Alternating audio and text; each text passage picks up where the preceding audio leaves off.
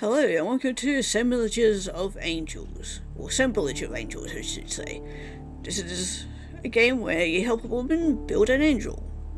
That's about all I know, so let's begin. Sunlight streams in through the cracks in the curtain. There is a warm presence beside you, still asleep. You are filled with a sense of divinity, just as well. Say you're going to build an angel. Get up already. It's like, ooh, okay, looks like we're doing them. The wings? Or the arms, not sure. Be careful not to wake her. Creep out to your workshop. Paper covers every visible inch of your workspace. Equations and diagrams tacked to the walls. Discarded prototypes scrunched up in corners. And on the floor, a single sheet outlining your final plan. This is how you'll do it. Paper won't get you far though. You need to head to the city to pick up your materials. According to your plan, you need 3 things to build an angel. Bones for the wings, muscle to move them, a heart to power them. You found sources for each. All that remains is to collect them. Who will you visit first? The smith, tanner, or the doctor? Okay, let's start from the top then. Go to the smith. Hear the sounds of the smithy long before it comes into your view. It's like a squat dragon, smoke billowing out of every orifice. A soot-stained apprentice's eyes you suspiciously as you approach. Suppose you don't quite fit in here the way you once did.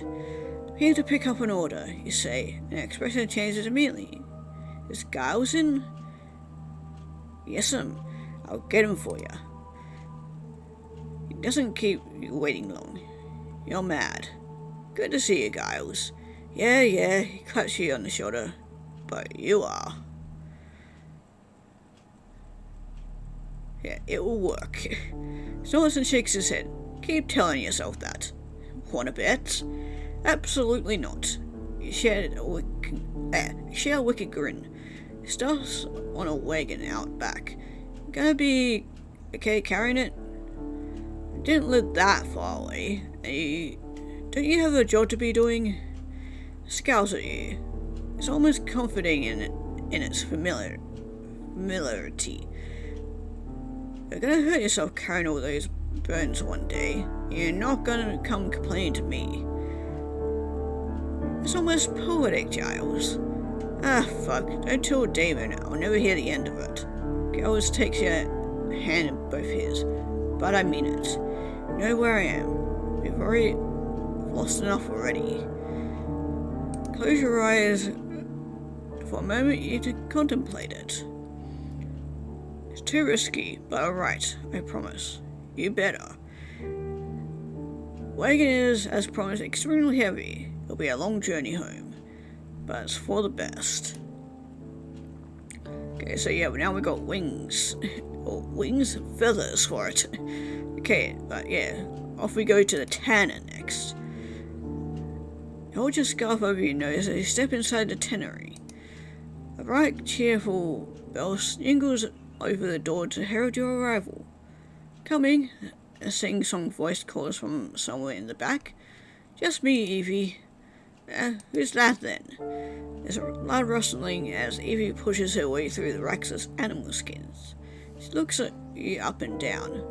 Brow seized in confusion. It takes her a good minute of studying your face before she lights up in recognition. Avery? Valerie, you correct, with a wary smile. Right, yes, of course, your letters. Don't forget me, dearest. Come here. She envelops you with a warm, pillow-soft hug. So good to see you, and looking so well. Do worry about you two, you know. I appreciate it. Good lass. She presses a kiss to your forehead before pulling away. I know you can take care of yourself, but after everything that happened... I know, you say gently. She sighs. Yes, well, you didn't come here to listen to me ramble, did you? She lifts the paper rat package into your arms like a mother with a child. just like he asked. You don't half know how to ask any important possible of someone, mind. Thank you, Evie. Go to it in your chest. It'll hold. Tested it myself.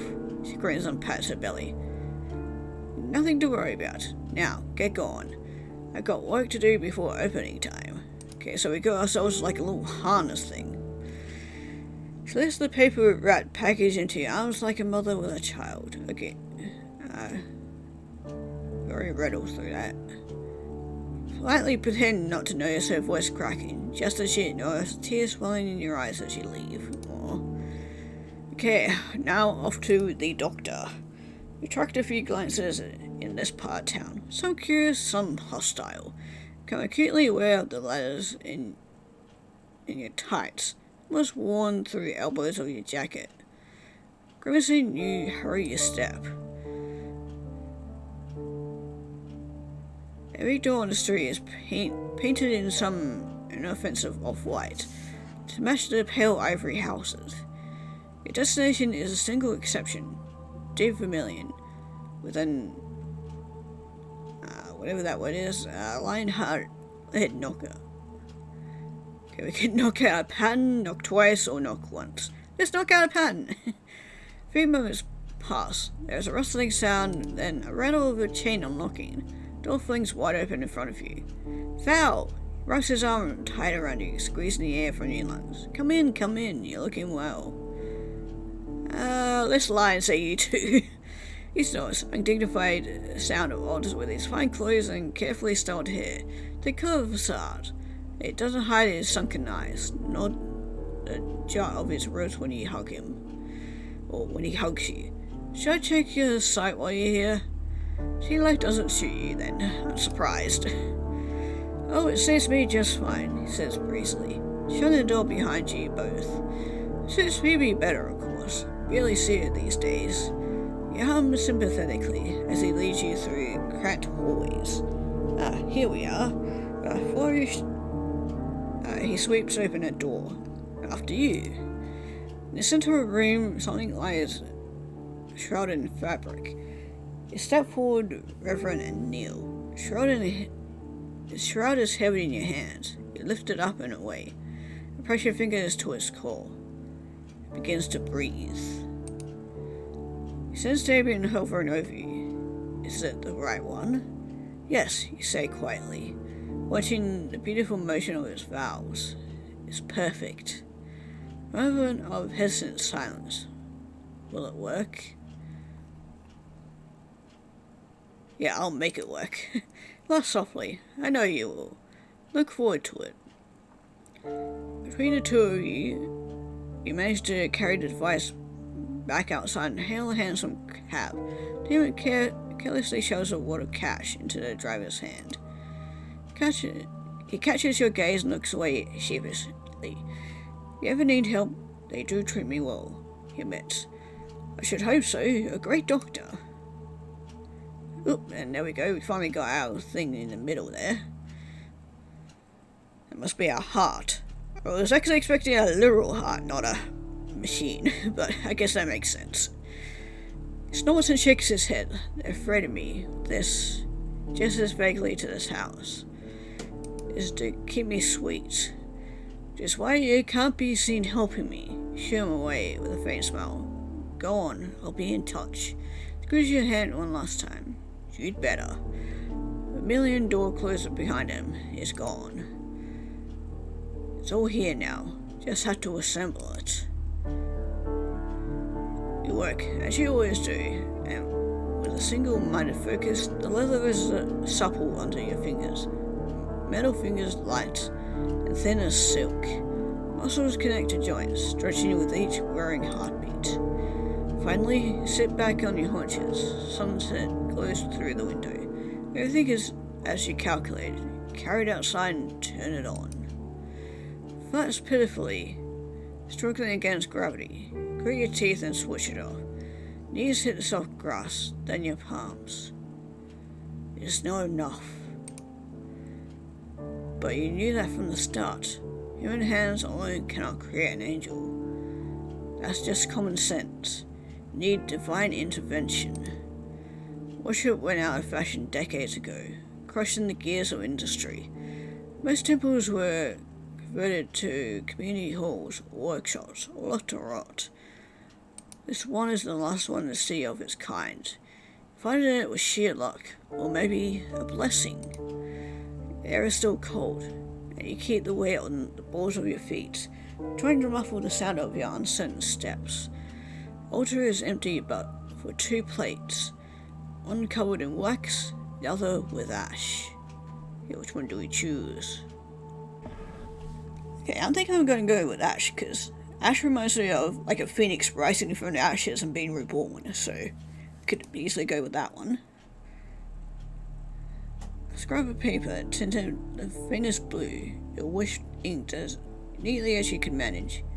Place it atop the ashes where so many others have done the same. Oh, we get to click both anyway. For wish granted, a white candle is best, so they say. Set it down on the wax-covered plate. Scrap of paper tinted the faintest blue. Your wish inked as neatly as you can manage. You place it atop the ashes where so many others have done the same. Light it up. Bell rings. Drop the paper. You look up. There is a girl in the doorway. She tilts her head at you, curiosity bright in her dark eyes. I haven't seen you here before. I haven't been here before, you say. She laughs. The sound echoes. People only get faithful when they want something. It's always the same. Frozen in place as she walks towards you. The bells on her shoes tinkling with every step. She reaches past you and towards the still warm ash, and shakes her fondly as she traces her fingers through it. And it's always for love. Takes her ash mid fingers and presses one to the end of your nose. There's a price. There will be a price, you understand. Manage to nod. There is always a price. She smiles. Good. I won't change it now. One day, maybe many years from now, I'll come calling. For now, you should go home. And when she is gone, do you find yourself able to move? Your skin tingles where she touched it. You should go home. Ooh, it's glowing. That's a good sign. Full moon lights your way home through the woods. As you draw close, the sweet smell of onions cooking fills the air. She smiles brightly up at you as you stand in the doorway. There you are. I was beginning to think I'd have to eat all this by myself. Kiss her. She ties against your lips. I do wish you'd tell me what you're up to. It better be worth it. I certainly hope so. Two of you share a laugh as you set the table. You shovel the stew down as fast as your stomach will allow. She raises an eyebrow at you. Somewhere to be? You could say that. Do I get to come too? Yeah, if you could. I'm always good. She flies her lashes at you. Come on then. Really? Her eyes light up, and she gulps down the last of her food. Yep, I finished today. You stand and take the handles of her chair, if you're ready. Yes. She clasps her hand and then folds them neatly in her lap. Take her outside. Where her hair catches the moonlight takes your breath away. Wheel her to just outside the workshop door. Promise you'll only be a moment. The place looks the same as you left it. Courtesy briefly. This still may not work. Think of the girl and the ash. Breathe in deeply and carry your work to its intended recipient. What is that? She asks, bemused. I'll show you. Here, give me your arms. Lifted down onto the soft grass. For a moment you sit together, arm in arm. Can't read the expression on her face. Gently, you fit the leather straps over her shoulders, around her chest, and shuffle backwards. Try pressing the button. Oh, I get why he was actually building it. He wasn't actually building a little angel.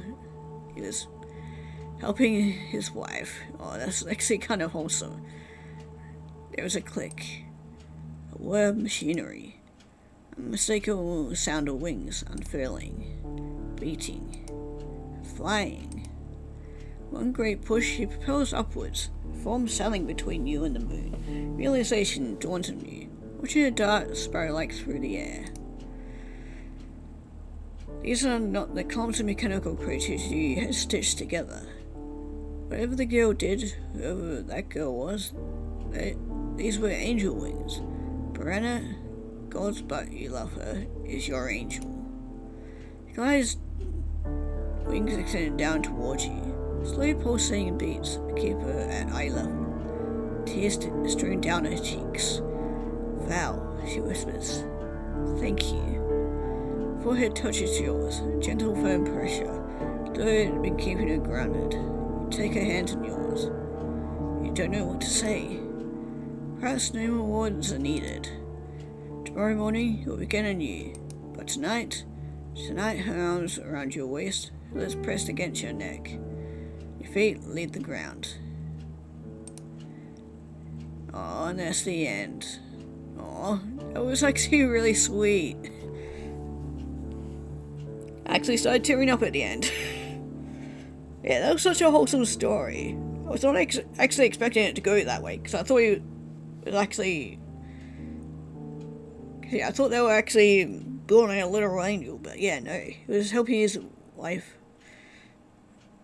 be able to get out of the wheelchair.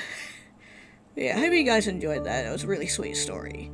And if you guys want to check it out, link will be down in the description below, and we'll be moving on to the next game. Hello and welcome to It Doesn't Have to End Like This. This is sort of a visual novel type game, or not really a visual novel, a text-based game, that's what I was thinking of.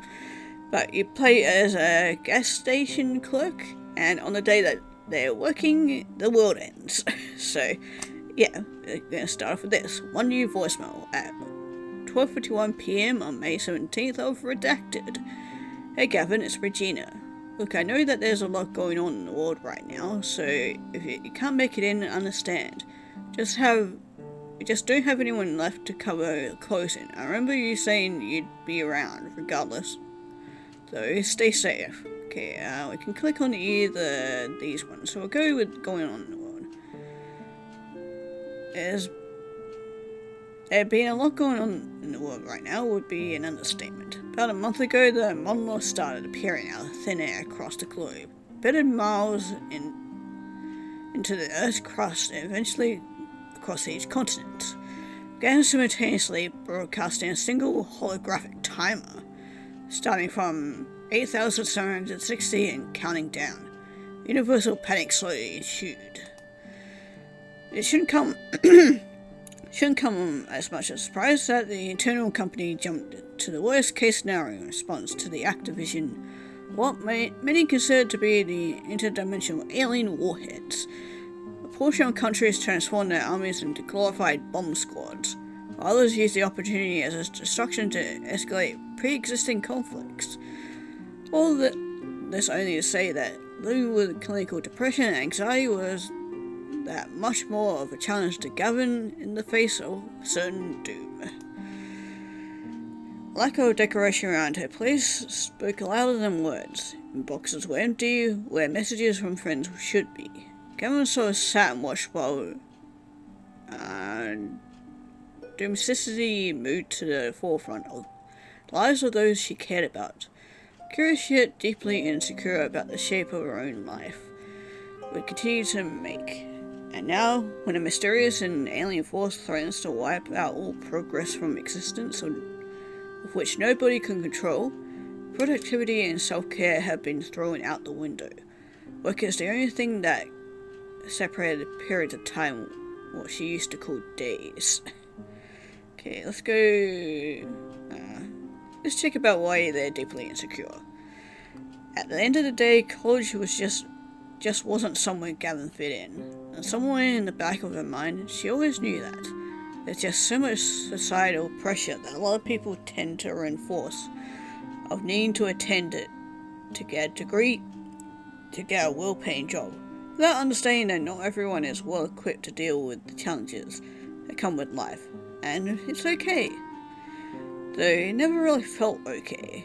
Every single time she opened up her phone to inflict the hells of social media upon herself, this terrible nagging voice grew in the back of her mind, that nothing could ever really be enough, that the only way to be a successful human being was to fit into a mold that wasn't made for her, and the only foreseeable compromise was to give up the independence she rightly sought in the name of being settled down with more debt. May 17th, redacted at 2:30 p.m. Hey Eugenia, yeah, I can make it in. The presence of Monoliths caused an ethereal reaction in the color of the sky. Reflections bouncing off their rose quartz, whatever that word is, surface forced every day to be drenched in this pastel lavender and lemon color scheme, intensify the closer their time is reached zero, which left, whatever that number is, for the eternity of Gavin's shift, cast in the most alien light. I'm guessing that's a number for color? Okay, anyway, let's go on to Gavin's shift. Able to stand whatever that word is, lock as on whatever satellite station her co-workers continually put on, Gavin hooked up her phone to the stereo system, hit the late October ambient station and got to it. Slowly and introspectively, as anyone could do a series of tasks when the world was ending. Okay, let's try this one.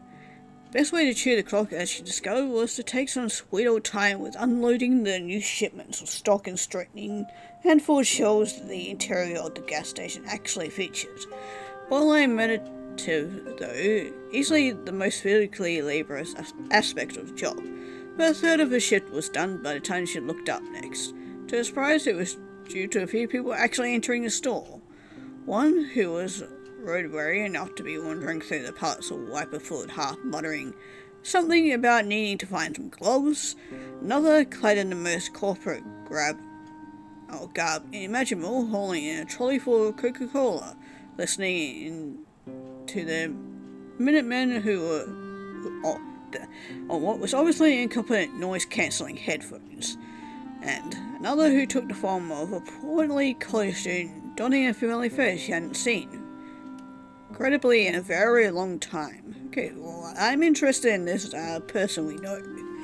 Well, I'll be damned if it isn't Gavin Copeland. Blake Hudman, you son of a bitch, how the hell are you? What was for 2 seconds and an almost jovial reunion was brought immediately back down when both parties involved actually considered what the consequences of asking that question is. In the face of what was widely considered the end of the human race, Gavin was the one to break the awkward silence. Let's restart that, Gavin half chuckles. I take it you're here to visit your family like everyone else. I was soon trying to pick up where the two left off a near lifetime ago, but vaguely failing. I really couldn't tell you, Blake manages to get out. Coming back home, if you could even call it that, or call it that at this point, was just felt like my only option. Like, congratulations! Here's your PhD in media studies. Oh, by the way, the world's ending. Not like there were a worth of job opportunities in the best of situations. Certainly get that at least, Gavin responds.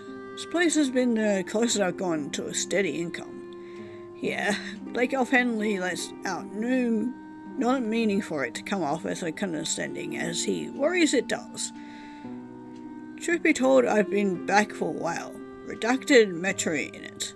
May have gone belly up, but someone forgot to lock the rental car garage in the back. I've just been cleaning the leftover fleet they forgot to get rid of. Blake continues. It's what I did to sustain myself during that whole PhD in the first place. Now I just needed to feel useful.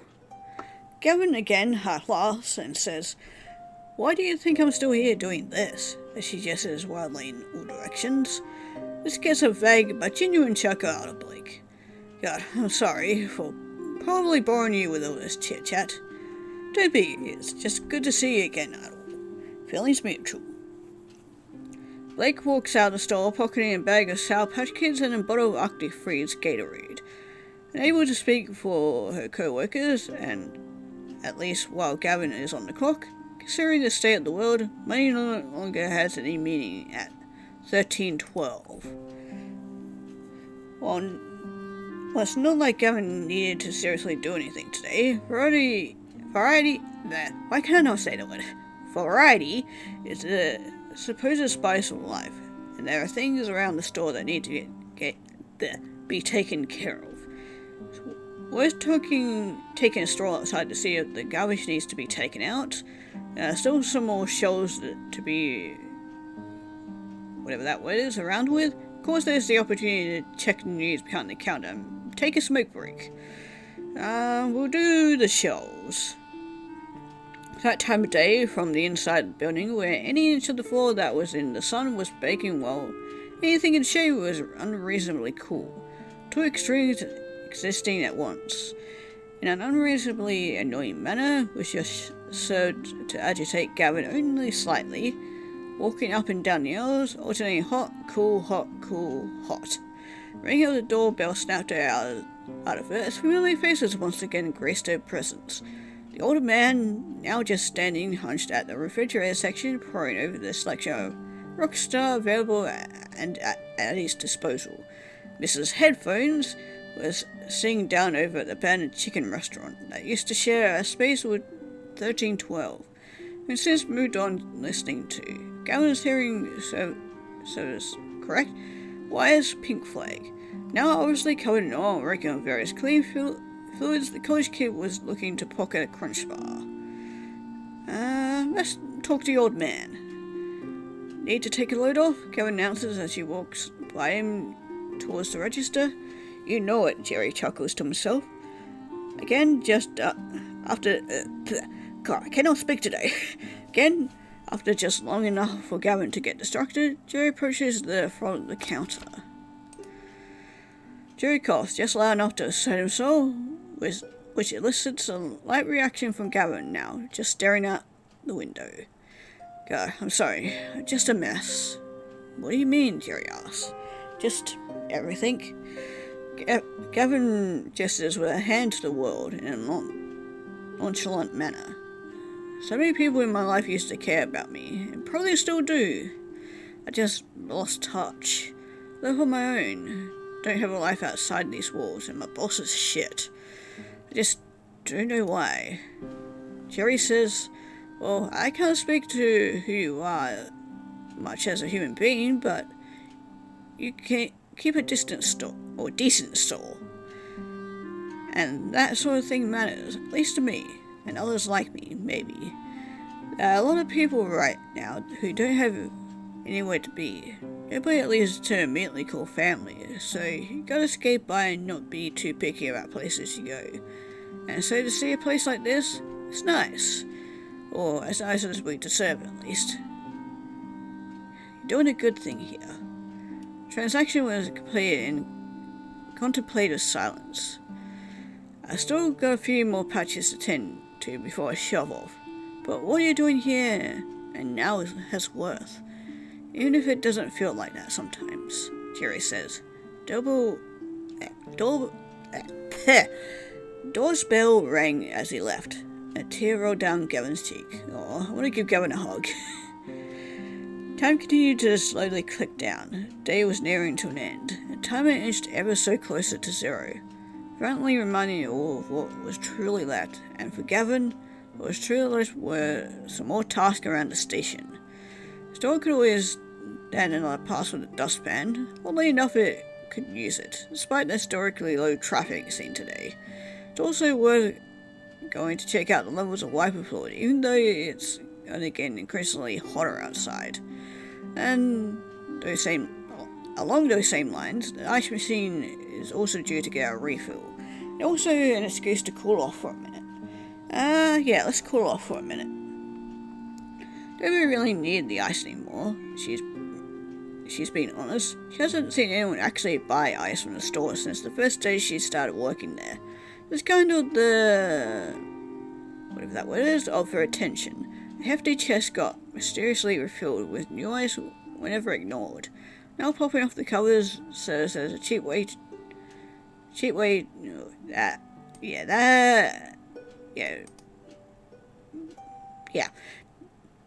not grammatically correct.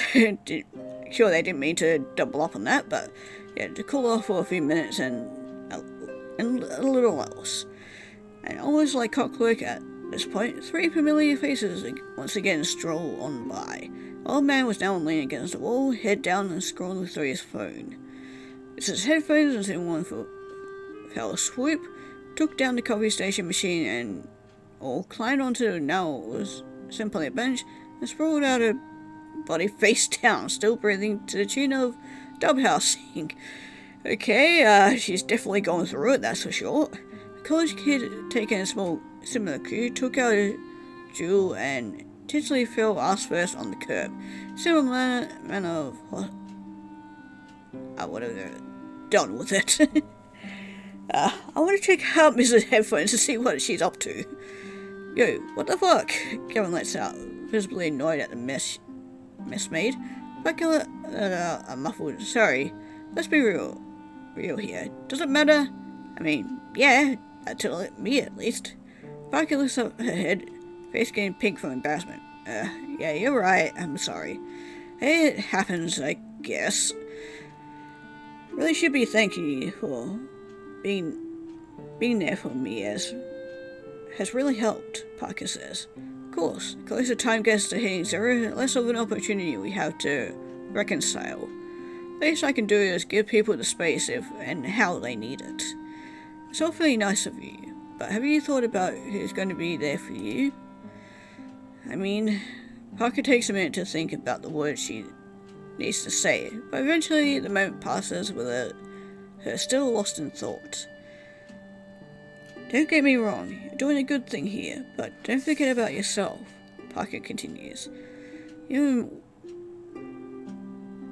were even the one to say we all need to reconcile. More or less, Gavin responds. It all includes you too. Yeah, I mean, I can't argue with you there, Gavin says. Believe me, I know what it's like to feel cut off from what makes you confident in the world. So to have at least some sort of peace at the end of it all. Gavin kind of turns her head to stare out the window for a minute. Yeah. Stay safe, kid, Parker says with a vague veneer of irony attached to it. Gavin watches her walk out the door, back into her truck, leaving pallets and trolleys back at the store, and everything behind for what she only hopes is to return home and try to spend a few seconds with her kids. As fate foretold, Gavin's shift at 13:12 was over. When clocked out, more of muscle memory than necessity at this point, she realized there wasn't really much time left, so as she would do every now and then after a shift, Gavin climbed to the roof of the gas station, a happy place as it were, proceeded to stare at the horizon, lit a cigarette and weighed the options she had at her disposal. And after a few minutes of consideration, 3 possibilities came to mind. One was recklessly optimistic, another was what people better than her would probably do, and another, in any other context, was equatable to a drunk text. Which one do we do? Let's do the drunk text. Why not? Lizard poked out softly from under the roof. Dale turned his chute. Hey, it's Guinness. Sorry, but I can't make it to the phone right now. Beep. Hey, it's me. Look, I know things didn't exactly end the best between us, for what's worth. I'm sorry. It's been a little late to rekindle anything, so please understand that's not my goal here. Honestly, I just didn't have anyone else's number in my phone. Scared. The colossal fucking monument just throws in our face the day of our collective death. You know, all I can fucking do about it? Work, that is. And it makes me realize how just isolated I've really made myself. I'm trampling Guinness. All I want now is to feel mediocre of the life I had before. It went all to shit. I asked you about your day, what you had for lunch, how the kids you're teaching are doing, and if Catherine from admin is still an absolute cunt. Time has 30 seconds left. So ask her about all those petty little unsexy moments that I took for granted. Because that's what life is really about. And I'm just so sorry that I was so blinded that I couldn't give the same level of investment back to you. Gammon shut her eyes. I really just hope you're doing okay, kid. To Generous Charles, Community College 2016 to 2017. I love you more than words can describe. Entertaining production. Oh, and that was it. Yeah, that was very bittersweet. But yeah, definitely a thing where you kind of waste life away until it's too late, and yeah, you look back on, well, kind of wasted it. Definitely very thought-provoking little text game, that's for sure. I mean, there's definitely plenty of different ways this could have gone. Because there were definitely a lot of choices that I didn't pick. But if you guys want to maybe try it out for yourself and see what different ending you got, and maybe how different it turned out with what characters you interacted with, the link will be down in the description below. And yeah, we'll be moving on to another game. Hello and welcome to Towerscape. This is another text-based game where it's about a tower in a barren wasteland, and anyone who dares to ascend it could possibly get some unknown riches. That's about all I know, so let's begin. Low tower stands in a barren world. Unbeknownst to its inhabitants is one of many others. Great riches await those who dared to ascend one. It is, however, home to many dangers, ones not easily surmounted. Tragedy is about to befall this particular tower. The tragedy will be the kickstart of our story. It is now that our protagonists become relevant and will begin their ascent. Before the story begins, you will have to choose a character to follow. What will be your name? 1310, Graham, Phi, Gretel, or be someone else? Okay, I'm interested in this numbered guy. Okay, you are now 1310. Introduce yourself. Name is 1310. Names are a scarce resource where you live. Only the strongest, the most charismatic, and the wealthiest are allowed one. Coincidentally, you are none of those things. As it happens, you are basically an outcast.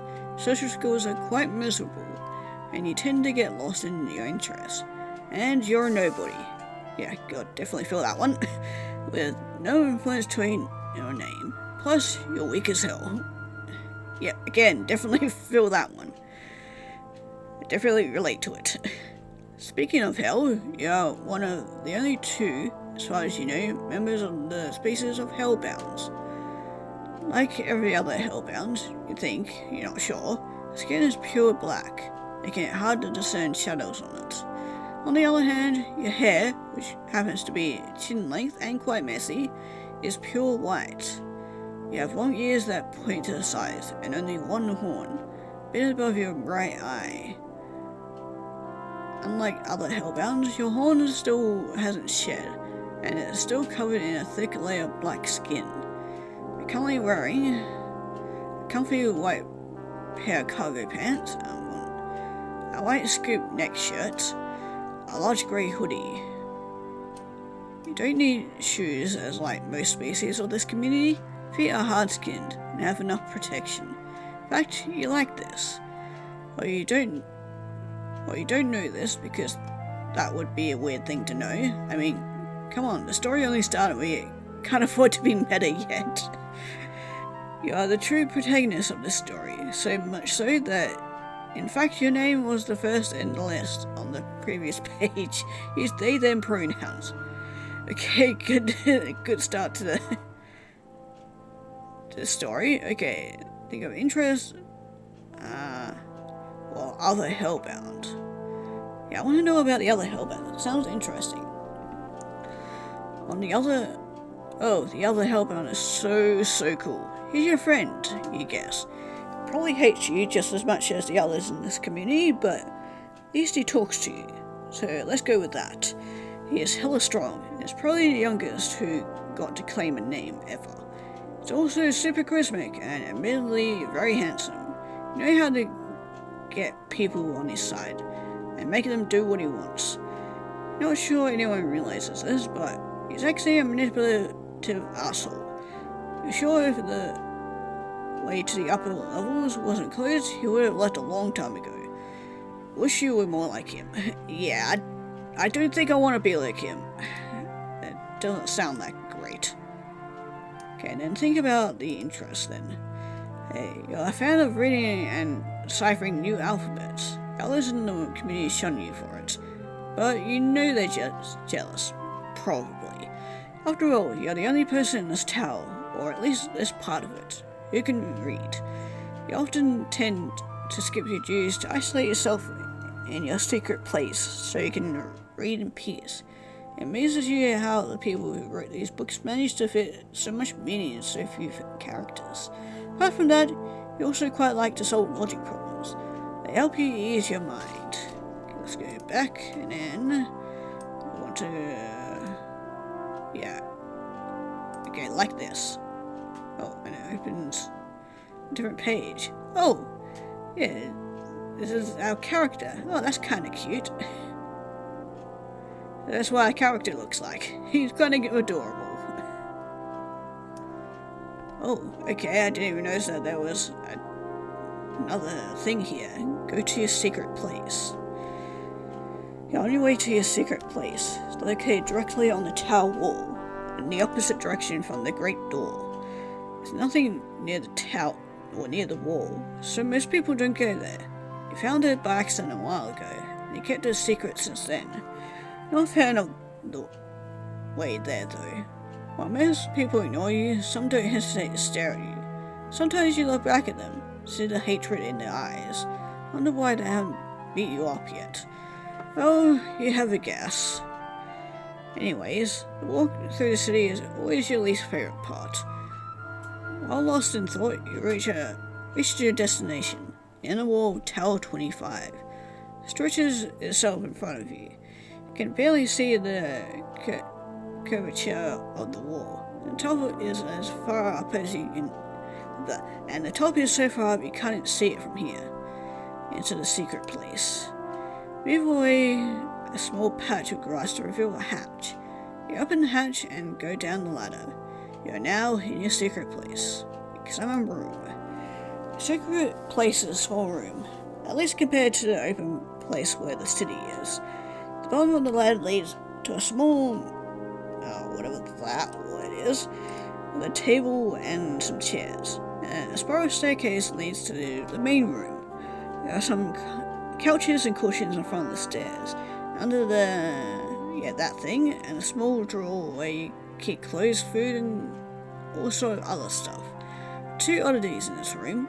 One of them is the wall to the right of the ladder, which is full of books, possibly the only ones in the tower. They're written in all kinds of languages, and you had a blast deciphering each one of them. The other oddity is the huge porthole that takes up most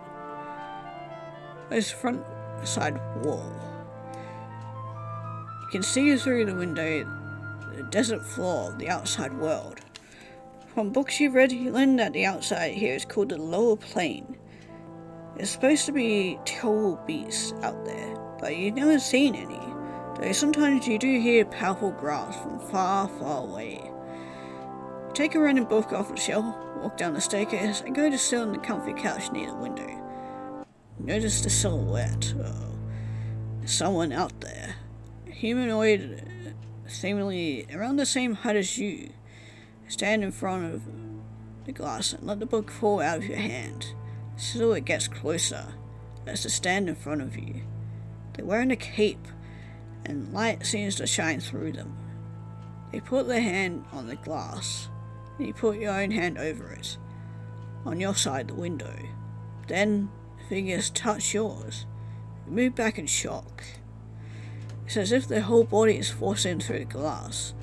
No, it's more like it's oozing through, like they're moving through gaps. As the head starts to pass through your side of the glass, the hilt of their cape gets caught a bit and falls back, revealing long strands of black hair, almost as black as your skin. Never seen hair like that. You're mesmerized by it. The entire body finish bleeding through and they fall down in front of you, now on your side of the glass. They, or she, looks up at you and says, "Hello." Oh, and this is Fi. This is one of the characters we could have chosen as well. First of all, could you give me a minute? Oh, and we can change to her if we really want to, but I'll stay with this character for now, and yeah, we'll give her a minute. You stare in shock for a moment, not knowing what to do. By which I mean, could you turn around? Oh, yes, that makes sense. Turn around almost mechanically and squat down. You hope she doesn't notice your cheeks are flushed. God, you really hope you didn't mess this up. You're not used to talking to people, so your mouth is a bit dry. Plus, there's someone else in your secret place. You're really not used to that kind of situation. You hope you don't embarrass yourself. She seems like an interesting person, and you would really like to be her friend. Okay, I'm done. Okay, let's turn around. Turn around and face her. Oh wow, she's really pretty. So, to get started, what's your name? Oh, it's 1310. Oh? Just a number? Yeah, I'm not good enough for a name. Sorry. Okay. She looks at you awkwardly. Oh no, you blew it. You probably wanted to talk to someone more important. With a name. So stupid. So stupid. Oh, 1310. My name is Fi. But you're wondering why I'm here. Oh, yeah, actually. Thought did not cross your mind. Well, I'm here to save you and everyone in this tower. Okay. Answered mechanically. But now that you think about it, that's one hell of a thing to say. What did she mean by that? And before that, how did she pass through the glass? What's that cloud of dust that seems to be getting closer outside the window? Uh-oh, that isn't good. So you turn around and a look of worry appears on her face. She then turns back to you. I'm so sorry. I think I may have doomed your tower. Well, that's one hell of a revelation. Tragedy happens. The mass that conjured the cloud slams itself into the porthole. Critters. Hundreds and hundreds of critters. Hands and feet and claws and spikes scraping on the surface of the window. Just like Fi before, start to bleed through the glass. Uh-oh, that's not good. Now they keep pushing each other, hindering their advance, but you don't have much time. React. Grab Fi's hand and rush towards the staircase, climbing it 2 steps at a time. When you reach the ladder, you take one look back to see most of the mass fall through the glass and start climbing. Fi's right behind you. Exit the secret place. Rush to the top of the ladder and open the hatch in a hurry. You had hoped you would be safe by now, but it seems like it won't be so easy. All along the wall, black stains start to appear as more and more of those monsters phase through the wall. Tower really is doomed after all. You smile a bit. Okay, that's a strange reaction. Look towards the stairs that lead to the great door. Far, far away. There's one way to get out of here alive. Going there. Really hope you'll manage to know how to open it. Today is going to be a long day, you think. Okay, I could also switch people, but we'll continue. You take one look at Fi behind you. You start running towards the great door. It will be a long run to the city. Might get awkward. You should make small talk. So, what do you say those monsters were called? They're trespassers. Is now the right time for that? No, probably not. So what are they? We're anomalies, with a negative attribute to our element properties. Oh yeah, I read that. You have not in fact read that. Except they lost their minds, and I haven't. Oh, so you could turn into one of those monsters at a moment's notice? That's cool. Okay, that's also kind of concerning. Okay, now that things were very awkward, you should probably stop talking. God, you never knew you were that out of shape. Sides already hurt. My eyes already caught up to you. Trying to talk was a terrible idea. Read everything. Get pursued. You start to hear powerful stomps behind you, gradually getting closer. Take one look to see a lone trespasser running towards you on all fours, mouth open in a frenzy. Well, this sucks. I see he is a few meters in front of you, but it seemed like it already under attack. Gears in your mind start to rotate. Quickly think of a plan. 10 to 5. When we enter the city, look for a guy named Graham. He looks like me, but cooler. He'll be able to protect us while we go to the door. Tell him I was with you. He knows he need me to open it. Why are you telling me this? Okay, good luck, bye. Okay, let's start our plan. Don't have any time left. You got to start your plan now. You hear behind you a louder stomp as the monsters jump towards you two. You push fire to the ground on your right and roll to the left inside an open house, barely avoiding the trespassers' jaws. Villagers made of several wooden houses, gathered together with ladders and stairs everywhere. Because you have amazing memory, you remembered almost perfectly how everything connects. You hope it would be enough to keep a lead. Look at the trespasser recovering from its failed attempt at eating you. You stick out your tongue in a provocative manner. Okay, now that monster is definitely after you. Try not to die. Didn't have the time to explain your plan to fight, but you think she wouldn't have liked it anyway. Seems like a nice girl. Well, you'll apologize later. You're not planning to die anyways. Quickly climb a ladder while the creature takes another leap. As it pulls itself up to your floor, you exit through a door to the right into another house. Every time it phases through something, you can see some parts break from the strain. Must be too fast for the phasing to work properly. Jump over a broken pot, fall and climb the stairs towards another room. Crouch a bit while running to take a fallen debris in your hand. Go through the door. Door to the right while the trespasser bashes itself where you were a second ago. Run up some stairs and get on the roof. There's another lone trespasser a few houses further. Perfect. Throw the debris. Hope your aim is good. Be awkward to die now. Ready your arm and throw it towards the other trespasser. Bit of wood flies and barely touches it back. Trespasser turns around, notices you, starts running. Run towards it. The trespasser runs on the roof on a direct line to you. Jump into a hole to get down one floor. First trespasser reappears behind you and starts chasing again. Oh god, your sides hurt. Start counting down. Trespasser is right behind you. Floor shakes under your feet from the sheer violence of the steps. It barely enters your body. Running hurts so much. You can feel the creature's breath behind you.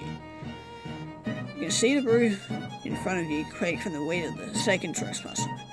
One you're running towards. Oh god, this was a terrible idea, wasn't it? You barely think you need air, but you can't stop running. You see through the broken parts of the roof, the second trespasser a bit further. Can't run anymore. Slow down a bit. Suppose the trespasser behind you to leap at you. Look up and see the second trespasser saw you. Walk backwards and roll behind. This causes the first trespasser to leap above you, missing you by a hair's width. It tries to correct itself and fails its landing. As it tries to stand back up, the second trespasser falls right onto it, or rather through it. They both try to phase through the other, but in different directions. Become stuck in some sort of weird amalgamation. They can barely move properly now. Fall to your butts. Holy hell, that was exhausting. Try to calm your breathing, but the need for air is too strong. Close your eyes. Suddenly the amalgamation stands back up. Open your eyes back up. It seems they both still very much want to eat you. You're not sure you can stand up. As their combined mass tries to smash you with a limb, a silhouette falls from the roof. You smile. Plan be done. Graham bursts through the roof and violently smashes his staff into the trespassers. You can feel the floor creaks from here. Amalgamation throws up blood. Then, using his staff, you stand upright onto the monsters. He hurls himself towards the trespassers, delivers a powerful kick. The floor can't handle the weight anymore, breaks under them. You crawl back a bit to not fall with them. Graham uses the monster's body to jump onto a stable part of the floor. On your right, looks at you. God, you wish you could do stuff like that. Turn your head towards him. Thanks, Graham. Fuck off. Okay, yeah, Graham definitely does not like us. There's fires there too. You see a silhouette appears in the corner of the eyes, and you look up to see fire. Okay, you. Just as planned, you managed to find Graham. 1310, are you okay? Yes, somewhat. Might need a minute to stand back up again. Yes, great. Everything is fine and all that shit. Can we get the great door open now? Yeah, let's do that. Can you carry me pretty, please? Fuck off, I'm not doing that. What about everyone else? Might be other survivors. Nope, they're all dead. What? How can you be sure? Sort. You can go and look if you want, but I'm not staying there. I'm going straight to the great door. If you want to survive, that's the only way. Yeah, I'd rather go there quickly also. You don't have a choice. I'm taking you with me. No, I just thought I'd let you... No, I agreed. Smiley face. I think Graham's got a frowny face.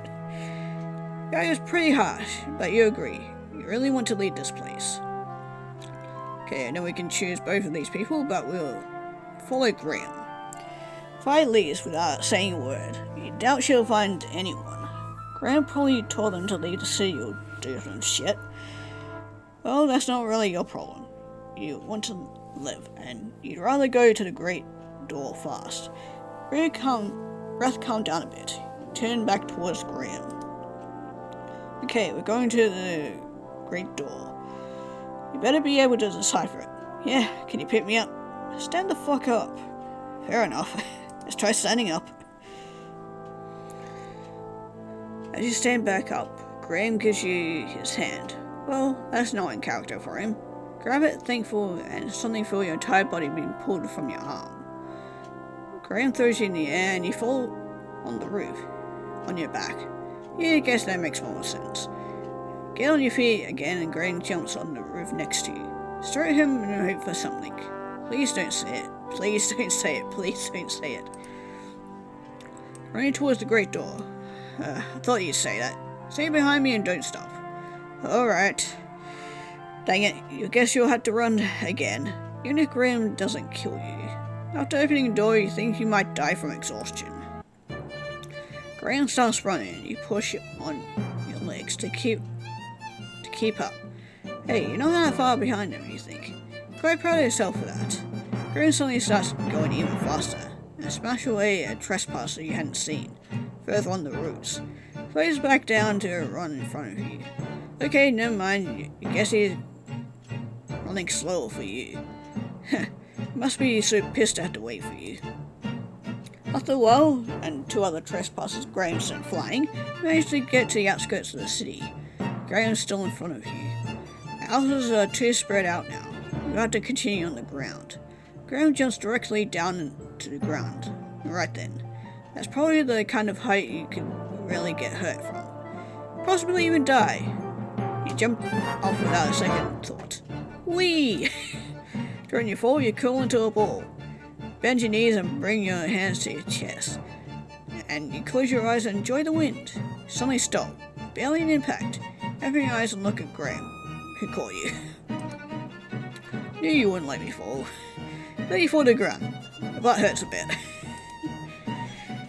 Stand back up and rub the dust off your pants. Look up at Graham, who turns back towards the forest and starts running after checking on you. Well, I guess you're running again. You're almost at the stairs now, you think. Hike through the forest went better than you expected. Graham turns around to look at you, but as soon as he does, you see a shadow rush towards him. Your eyes widen. You try to warn him, but the shadow sends him flying to the right. Graham breaks through a tree and rolls on the ground before landing on one knee. One thing that sends him flying now stands on your way. Stairs behind it. Huge amalgamation. Even bigger than the one Graham destroyed. Looks like there's 5, no 6 trespassers in there. They're more coordinated than the last ones. This might be a problem. Yeah, you're saying this is not gonna end well. You take a look at Graham, who's getting back on his feet. Looks back at you and shakes his head from side to side. You grin and nod. Plan to strike the monster. Start. Look back at the trespassers and after a deep breath, you start running to the left. You need to get this monster away from Graham while Graham recovers. As soon as you are now, this is the only way for you to get rid of that monster. Behind you hear Graham scream something. Man, this is gonna piss him off so much. Monster follows you, his main limbs stomping on the ground. Now what? Okay, maybe you don't really have a plan after all. You thought you could get some distance by whatever that was through the trees, but the amalgamation is just running through them, either by phasing or just crashing into the trunks. Okay, you're far enough now. You should probably think about getting back. Graham may not have recovered yet, but you can't buy much more time with your frail body. Don't intend to die after all. It's a fallen tree trunk in front of you, making a small ramp. Run towards that tree and start running on the ramp. The creature is right behind you, following on the tree trunk. Right at the end, instead of jumping, you fall down onto the ground and crouch. Trespassers just fly over you and land loudly in front of you. Get back up, turn around, and run back towards the stairs.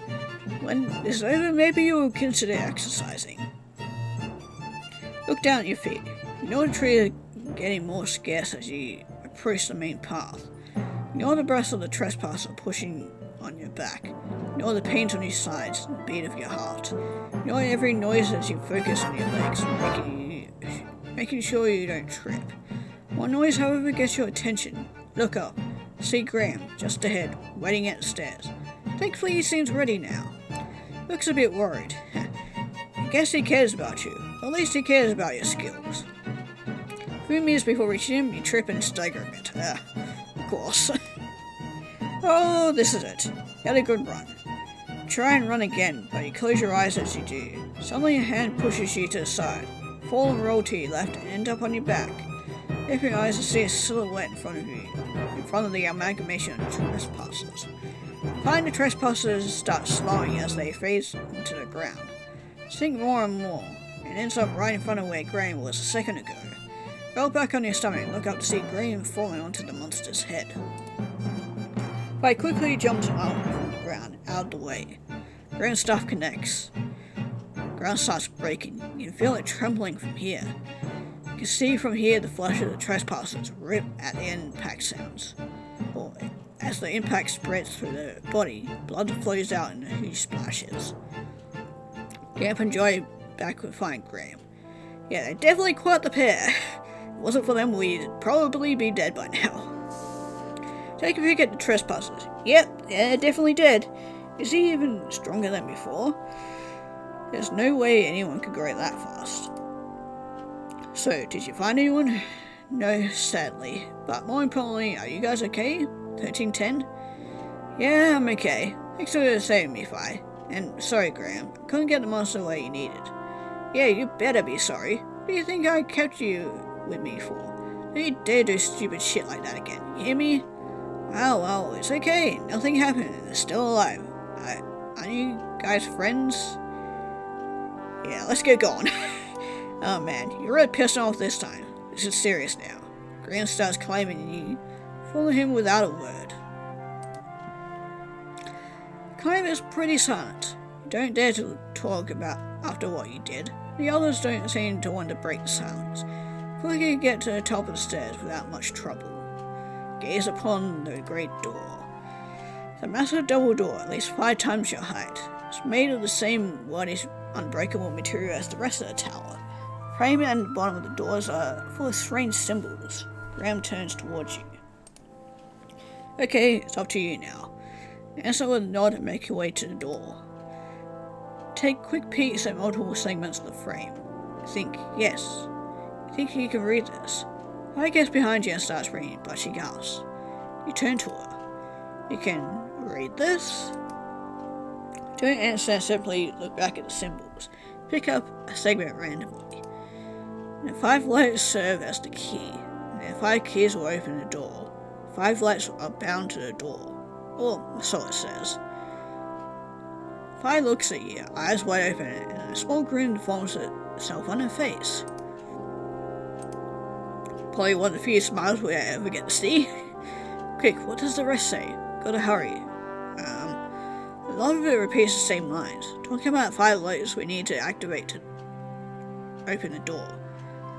Then there's a lot of coordinates, I think. Yes? I think we need to press specific points on the door. Got it. Just tell me where to press. How used to people trusting you so easily? This is surprisingly nice. Fi's waiting for you to tell her where to press. Noise from the stairs gets your attention. You can see Graham's head poking out from the top of the stairs. Seems like the same monsters that are making their way up to the door. You need to hurry. Turn back towards Fi and she nods. You start reading and give her the coordinates one by one. She starts pressing them and the door starts to light up in several places. Graham is getting more and more pushed back. Won't be able to contain all these trespassers. Fi manages to activate the 4th light and he focuses on the last coordinates. Wait, this might be bad. Fi, last one is way up there, right in the middle. What? At the top of the door, right under the frame. How are you even going to get up there? While you're thinking about it, Fi rushes past you towards Graham. Graham, send me up. He takes one glance in her direction and pushes away the monster that was bothering him. Swings towards her in an upright motion. Before the hit connects, a white block suddenly appears between Fi and Graham's staff. Staff hits the block and sends it up.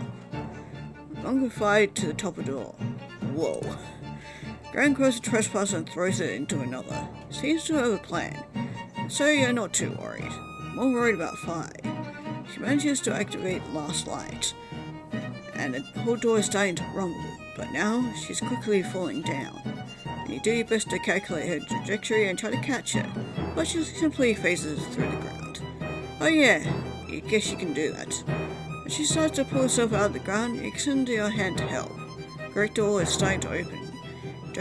Didn't think you'd see that happen so soon. You take one look at Graham. You start running towards the open door. Fi right by your side. Make it to the other side and turn around to wait for Graham. But there's a problem. After having barely opened, the door stops and starts closing. Shit. It is way less time than you expected. Graham is still so far away. Seems to notice and starts sprinting. It's way too far, but you know he's going to make it. It's Graham after all. He never loses. Even though you're already on the other side, out of danger, you can't avert your eyes. Don't believe there's any challenge he can't overcome. Come on, Graham. You're just about to make it. The gates are nearly closed. Not thinking about it, you extend your hand towards him. Push his arm forward and you grab one to pull it. Seems he wasn't expecting this, because he simply rammed into you and both of you fall to the ground. You can hear a loud bang resonate and you notice the creaking of the gates has stopped. The great door is now closed.